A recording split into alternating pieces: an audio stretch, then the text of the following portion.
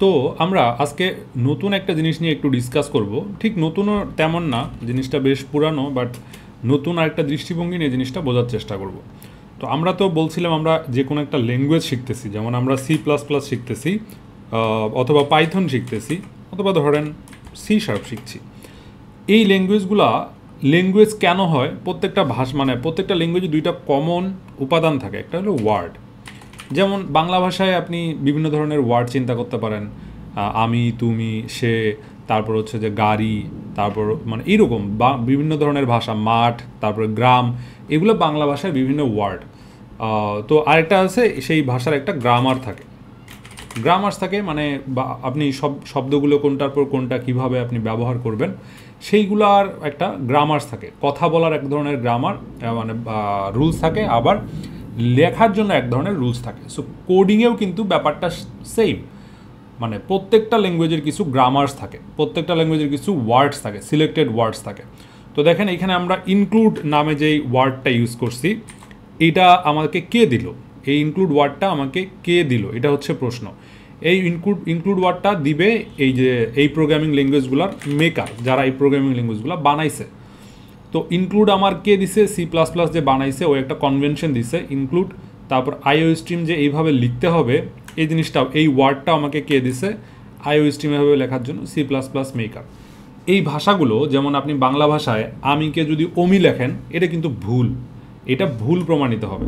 আমিকে সবসময় আমির মতো করেই লিখতে হবে। যেমন আপনি যদি বাংলা এভাবে লিখতে চান, আমি এভাবেই লিখতে হবে। অমি যদি লেখেন, এটা ভুল, এটা হবে না। ঠিক ওই রকমভাবে আপনি IOStream-এর জায়গায় যদি IOStreams লেখেন অথবা শুধু স্ট্রিমস লেখেন, কাজ হবে না, কারণ এইগুলা আপনার ল্যাঙ্গুয়েজ ফিক্স, এই ল্যাঙ্গুয়েজগুলো ফিক্স। আবার ফিক্স আরও কি আছে? ইউজিং একটা আপনার এই ধরনের ওয়ার্ড, একটা ওয়ার্ড চিন্তা করতে পারেন। তারপর হচ্ছে যে আপনার নেম স্পেস STD, এটা আরেকটা ওয়ার্ড চিন্তা করতে পারেন। এগুলো আপনাকে কে দিয়েছে? এইগুলো আপনাকে দিয়েছে C++ অথবা পাইথন ল্যাঙ্গুয়েজের মেকার। ইন্ট একটা ওয়ার্ড, তারপরে মেইন একটা ওয়ার্ড, এটা আপনাকে কে দিল? Main word. এটা হচ্ছে যে এটাও আপনাকে C++ এর মেকাররা দিছে। স্ট্রিং একটা ওয়ার্ড,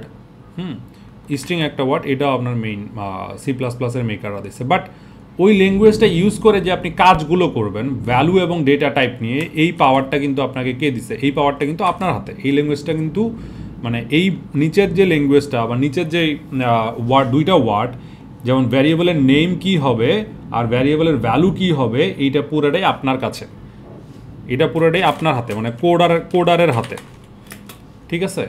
এইখানে শুধু যে টাইপ যদি দেন, এই টাইপটার যে ওয়ার্ড ইউজ করতেছেন সেটা আপনাকে দিছে C++ ল্যাঙ্গুয়েজের মেকার। এটা নিয়ে আপনার কোনো উল্টাপাল্টা করলে চলবে না। বাট এইখানে আপনি উল্টাপাল্টা করতে পারেন। আপনি স্ট্রিংয়ের জায়গায় যে কোনো নেম ইউজ করতে পারেন, হ্যালো ওয়ার্ল্ডের জায়গায় যে কোনো স্ট্রিং ভ্যালু আপনি ইউজ করতে পারেন।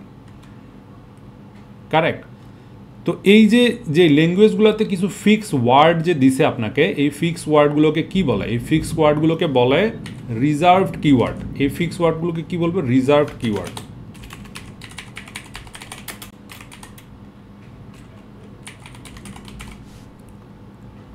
তো রিজার্ভ কিওয়ার্ডগুলো কি? রিজার্ভ কিওয়ার্ডগুলো হচ্ছে এমন কিওয়ার্ড যেই ওয়ার্ডগুলো provided by the language itself, মানে পাইথন, C++ ওরা আপনাকে যেটা দিছে। সো এই জন্য যেটা করে, আপনি এই ধরনের যদি ভ্যারিয়েবল লেখেন, ইন্ট, তারপর কি ভ্যারিয়েবলের নাম দেই, ভ্যারিয়েবলের নাম হিসেবে আপনি ইন্ট যদি দেন, আবার এটা কিন্তু কাজ করবে না, কারণ ইন্ট নামে যে ভ্যারিয়েবল আছে এটা রিজার্ভ করে দিছে। তো এটা হচ্ছে অন্য আরেকটা টপিক, যে ল্যাঙ্গুয়েজ এবং ওয়ার্ডের এক্সাম্পল থেকে। তার মানে যেই কোডাররা, যেই অলরেডি C++ এর মেকাররা যে নামগুলো ইউজ করছে, যেই ওয়ার্ডগুলো আপনাকে প্রোভাইড করছে, সেই ওয়ার্ডগুলো নিজের মতো করে আপনি আবার ইউজ করবেন না। যেমন কোনো ভ্যারিয়েবলের নামের ক্ষেত্রে ইন্ট ইউজ করতে পারবেন না, কারেক্ট? ফ্লোট ইউজ করতে পারবেন না।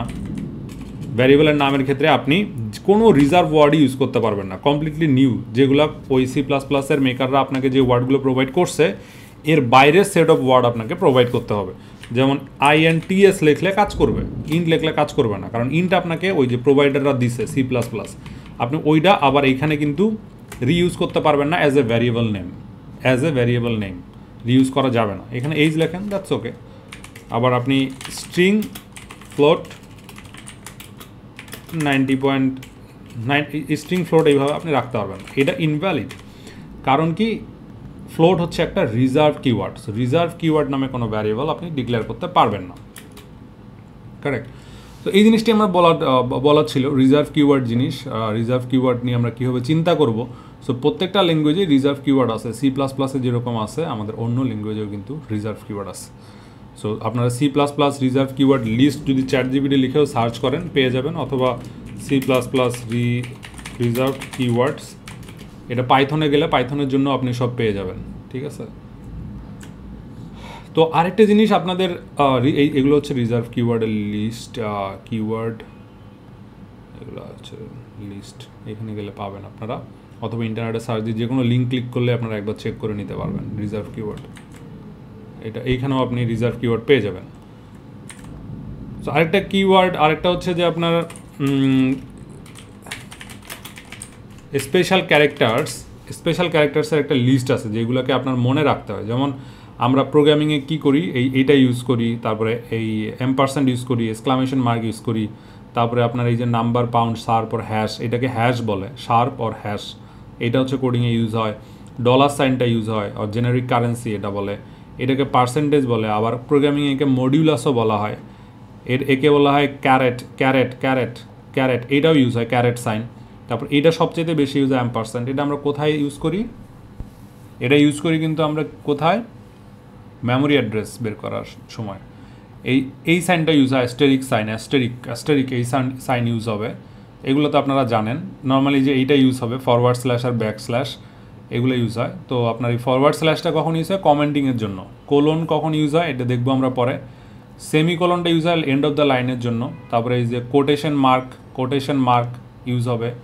আরেকটা হচ্ছে আপনার অ্যাপোস্ট্রফি, একটা যেটা কোটেশন মার্কে যদি দুইটা থাকে এটা হচ্ছে কোট, আর একটা থাকলে অ্যাপোস্ট্রফি, এটা ইউজ হবে। কমা ইউজ হয়, পিরিয়ড ইউজ হয়, কোয়েশ্চেন মার্ক, এগুলো ইউজ হয়। সো এই লিঙ্কটাও আপনারা একটু কাইন্ডলি দেখে নেবেন। আমি এটা হচ্ছে যে আপনার লিঙ্ক আকারে এখানে দিয়ে দিচ্ছি। সো এই ভিডিও থেকে আপনারা দেখে জিনিসটা একটু আত্মস্থ করার ট্রাই করবেন। সো এই ভিডিওটাই আপনার আজকে মানে ডিসকাস করার মানে পয়েন্টগুলো ছিল। এই পয়েন্টগুলো আপনারা একটু দেখে নেবেন, এবং ক্লাসে এগুলো নিয়ে যদি কোনো প্রশ্ন থাকে সেইগুলো আমাকে জিজ্ঞেস করবেন, আমি উত্তর দেওয়ার চেষ্টা করব। ধন্যবাদ।